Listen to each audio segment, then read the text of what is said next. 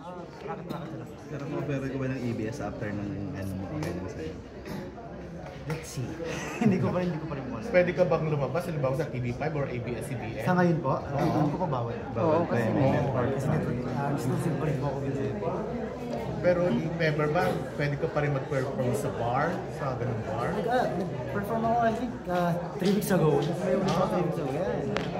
Kasi ano naman siya, trabaho naman siya. Hindi naman siya, hindi naman ako sumasayaw ng butubas eh.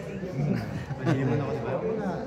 Tsaka lalo na ngayon, dalawa na yan. So nagagawin ko lang itong trabaho na pwede kong gawin. As long as it's legal, then wala akong natapakas. Pwede kang pakinig ito, Jerry, pag may mga ganun siya cooking. Ano? Hindi, kung indie films kasi, ibang indie films, kailangan medyo sexy, di ba? Medyo dairy. Gagawin mo ba yun, if ever? Pwede naman, basta may limitation. Ano lang ako, bottomless lang ako. Okay na, kasi kakanta pa si Thank you, Mark! Advance party siya.